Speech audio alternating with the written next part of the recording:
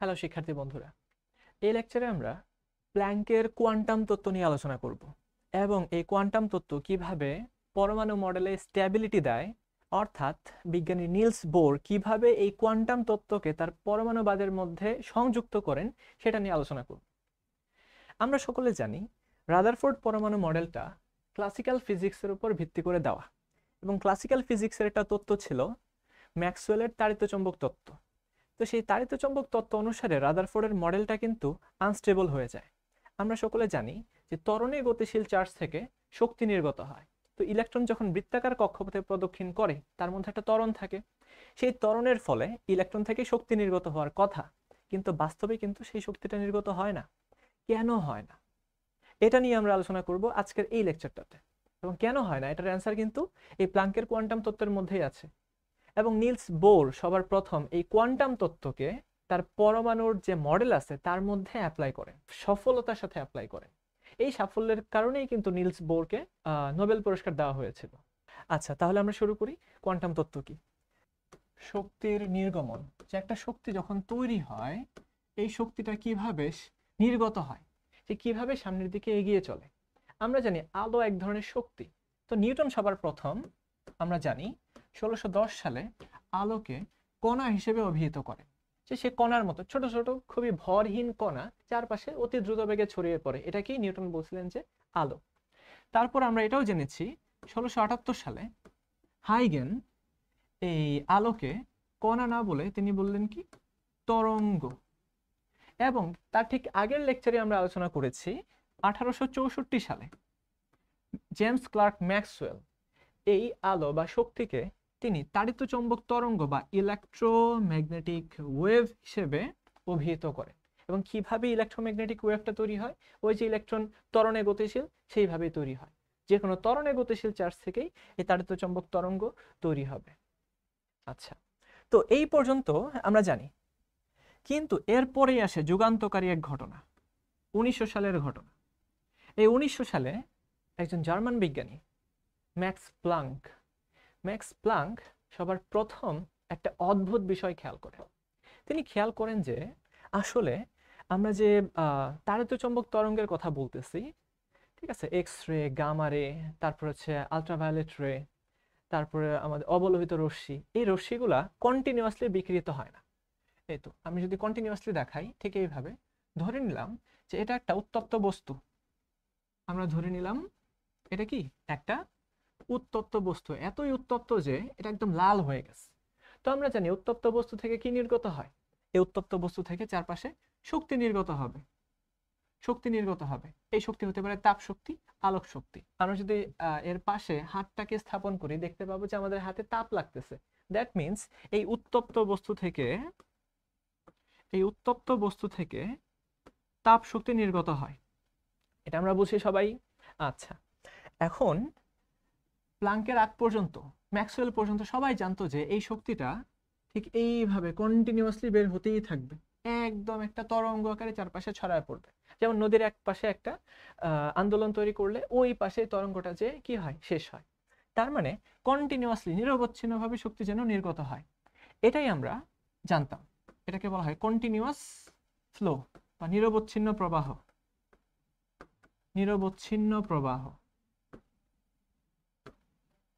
এই নিরবচ্ছিন্ন প্রবাহের কারণেই কিন্তু আমরা দেখতে পাইছিলাম যে যখন আমাদের ইলেকট্রনটা চারপাশে ঘুরবে তখন সে কন্টিনিউয়াসলি এনার্জি বিকিরণ করতে থাকবে। যেহেতু ইলেকট্রনটা কন্টিনিউয়াসলি ঘুরতেছে বৃত্তাকার কক্ষপথে, তাই দেখা যাবে কন্টিনিউয়াসলি সে শক্তি বিকিরণ করতে থাকবে। কন্টিনিউয়াসলি শক্তি বিকিরণ করলে সে কন্টিনিউয়াসলি ছোট হতে হতে নিউক্লিয়াসে এসে আপতিত হবে। বুঝা গেল নিরবচ্ছিন্ন শব্দটার গুরুত্ব কতটুকু? আচ্ছা, কিন্তু 1900 সালে ম্যাক্স প্লাঙ্ক সবার প্রথম যে পর্যবেক্ষণ করেন তার পর্যবেক্ষণটা ছিল শক্তি এরকম নিরবচ্ছিন্নভাবে বিকিরিত হয় না। শক্তি বিকিরিত হয়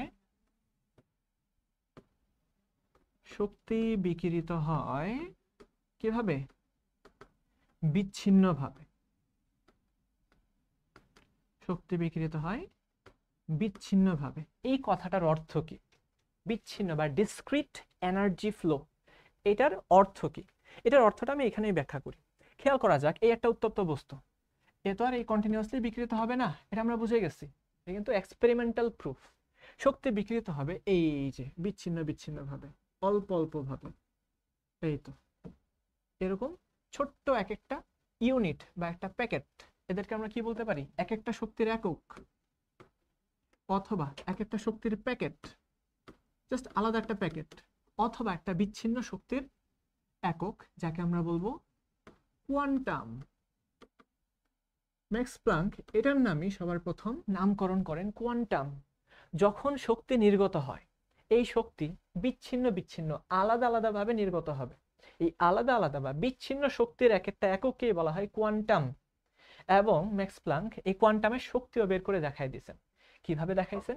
ম্যাক্স প্লাঙ্ক বলছে যে এই যে শক্তিটা বিকিরিত হচ্ছে, এই যে শক্তিটা বিকিরিত হবে, এই শক্তির বিকিরণ, এই শক্তিটা ডিপেন্ড করে তার ফ্রিকোয়েন্সির উপরে।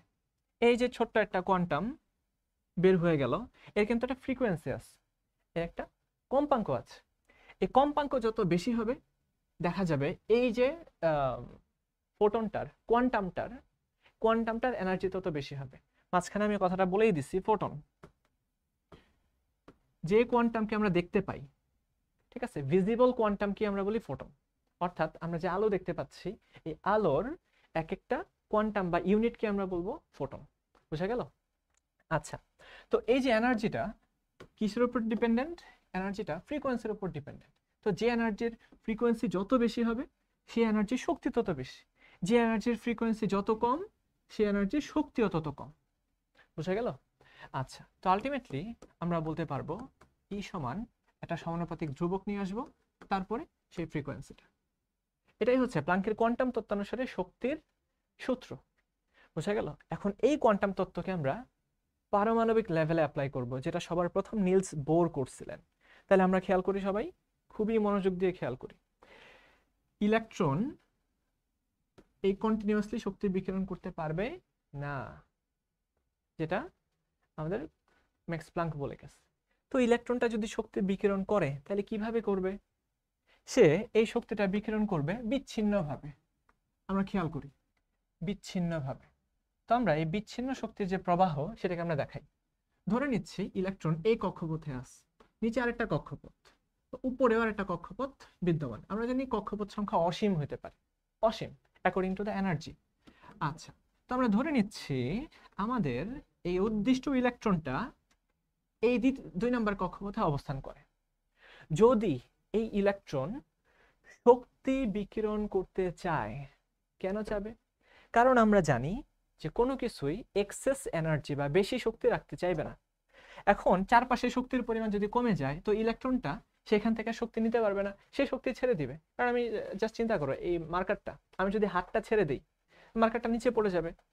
কারণ প্রত্যেকে চাই শক্তি কমায় ফেলতে। আচ্ছা, তো ইলেকট্রন কি করবে?